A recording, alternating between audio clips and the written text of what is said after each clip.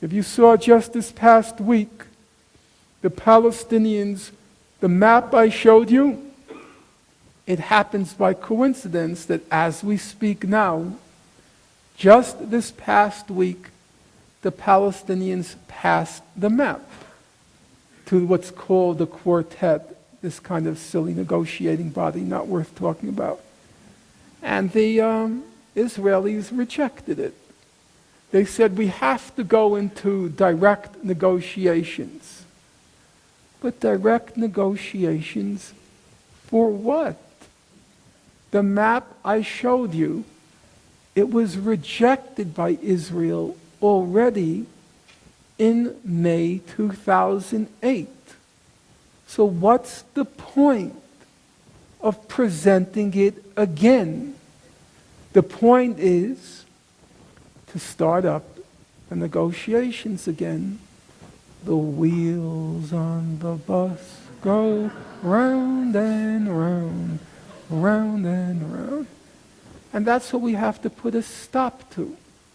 If the Palestinians had any sense, they wouldn't be presenting the map to the quartet, the most morally bankrupt quartet on God's earth. They wouldn't be presenting it to the Israelis. They would, if I can sound a little bit immodest, they would be doing what I did. Show it to all of you. Show it to the public. There's a reasonable way to resolve the problem. That's how you achieve a peace, I think. Let me just close by asking about the Israeli lobby. And I know that you have challenged Walt and Mearsheimer's contention that the Israeli policy lobby is able to drive American foreign policy.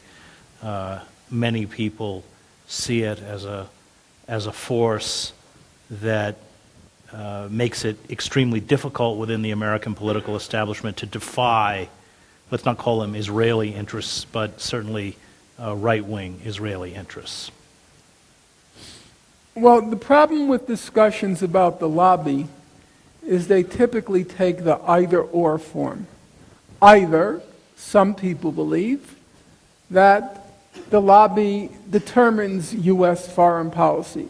That's the famous tail wagging the dog theory. Sometimes it takes rather extreme forms. I spoke last week at a conference in Chicago, the American Muslims for Palestine, a very decent group of people, and there was somebody sitting next to me. She did not only think that the lobby determines American foreign policy now, but she was convinced that, in her words, her terminology, not mine, the Zionists, in the form of Louis Brandeis, was responsible for World War I. Well, that's a stretch. And then there are others who say that it's U.S. foreign policy interests that determine all U.S. policy in the region, and the lobby is, in effect, a cipher. It doesn't really wield any power when it comes into conflict with U.S. interests. I think the picture is not one and not the other. When it comes to the Israel-Palestine conflict, if we can use the term, the local conflict between Israel and the Palestinians, I think it's true, it's the lobby. Because however you configure this term, national interest, it's impossible to conceive, as far as I can tell, any notion of U.S. national interest, whatever it might mean, that can include support for the settlements, the occupation, the colonization by Israel of the West Bank. A simple thought experiment. If tomorrow, miracle of miracles, Mr. Netanyahu announced Israelis are packing their bags, and they're moving back to the June '67 border. It's very hard to imagine anyone in the American administration who would be unhappy with that decision. You know Mr. Obama would be very pleased, and stupefying narcissist that he is, he would take credit for it. Okay, that's the local conflict. And there I think it's reasonable to say, as Mearsheimer and Walt do, that the lobby is the operative factor. But then, in my opinion, Mearsheimer and Walt take a huge leap. They then say all of U.S. foreign policy in the Middle East is dictated by the lobby. And their most aggressive claim is that the U.S. attack on Iraq was formulated, designed, machinated by the lobby. Well, let's just look at the basic facts, which nobody here, I think, will contest. They're pretty straightforward. Everybody agrees that the principal architects of the attack on Iraq were Mr. Cheney and Mr. Rumsfeld. President Bush, he was upstairs, PlayStation 2. He wasn't deeply involved in the attack. And Mr. Cheney and Mr. Rumsfeld, they are clearly pursuing, as they understand, U.S. national interests. They are extremely focused, hardworking, and it's very hard not to admire, in my opinion. They are committed to a goal, namely U.S. national interests as they understand them. I read through Mr. Cheney and Mr. Rumsfeld, as well as Condoleezza Rice. I read through their memoirs, each of which runs to about 800 pages. Rumsfeld's in his own way, he's a very impressive character. He comes in every morning to work. He puts in a 15-hour day. He doesn't like to sit. He stands at his desk. He is very focused, very committed, as is Dick Cheney. They are not opportunists.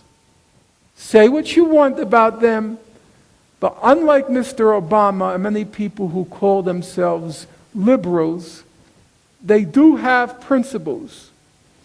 When President Bush is trying to decide who is going to be his vice president, one of the candidates is Cheney. And Cheney goes to meet with him. He interviews the people. And Cheney says, Mr. Bush, I have to tell you, I am a conservative. I am very conservative. And that was serious. They have ideas to which they're deeply committed. You might find them repellent. You might find them repugnant. But in their own way, they are principled. Now, that's by way of long introduction to say, they don't care about Israel. They don't have any affection for Jews. They don't care about the Nazi Holocaust. They care about one thing and one thing alone: how to make, how to promote, how to aggrandize U.S. power, whatever it takes. So how do you reconcile the fact that Cheney and Rumsfeld, by everyone's account, were the principal architects of the war? How do you reconcile that with the claim that the Israel lobby was behind it? So the way Mearsheimer and Walt attempt to reconcile it, they say, but right below the top tier, the Rumsfeld and the Cheney, there was this neoconservative cabal, the Scooter Libbys, the Paul Wolfowitzes, the Douglas Feiths, with their distinctively Jewish names, and these were all Zionists working for Israel, and in some fashion or another, they tricked and duped Mr. Rumsfeld and Mr. Cheney into launching this war. Now say what you want about Cheney and Rumsfeld. You don't like them? Neither do I. You wouldn't want them to babysit for your children? I can understand why. You wouldn't want to meet them in the dark alley? You have a point. But gullible, foolish, trick Rumsfeld and Cheney, who go back in politics 4 decades. Each of them began politics, believe it or not, at the age of 22 or 23. They began, believe it or not, in Richard Nixon's administration. They have a rich and concentrated experience in politics. You don't trick Dick Cheney and Donald Rumsfeld. It doesn't happen. The whole theory makes no sense. With all due respect to John Mearsheimer, who's a very decent guy, and during difficult periods in my life, he came through for me publicly. But ask yourself the simple question. They say that the Jewish neoconservatives, they don't claim that they were moles, secret Israeli agents in the U.S. administration. They say Feith, Wolfowitz, Libby, they were open supporters of Israel. That's what they say. Well, if they're open supporters of Israel and working for Israel's agenda, why would Cheney and Rumsfeld put them in the most critical places in the Vice President's office and the Department of Defense? Does it make sense that Cheney and Rumsfeld would staff the most critical places in the Vice President's office and the Department of Defense with treasonous personnel, traitors, agents of a foreign government? Does that make any sense? I just don't think a moment's reflection, when you look through the record and you use common sense, it can support these claims.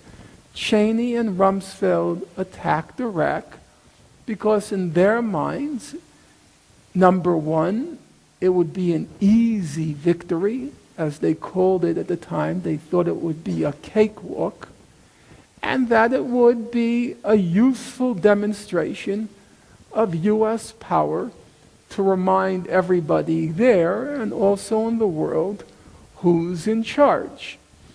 Did it also serve U.S. Israeli interests? Yes, it did. The Israelis were very happy with the attack on Iraq. Not that they particularly cared about Iraq, but at the time, we've already forgotten, but at the time, the attack on Iraq, you might remember, was seen as a way station to the attack on Iran. Immediately after the attack on Iraq, when it seemed to be mission accomplished, they started to talk about attacking Syria and then Iran. And so Israel expected that the attack on Iraq would then be quickly followed by the attack on Iran. So there was a confluence of interests. That's true. But when it comes to fundamental U.S. interests, it's the U.S. and U.S. elites that are in charge and you don't fool them or trick them into launching a war in the service of a foreign power. It doesn't happen. Thank you very much.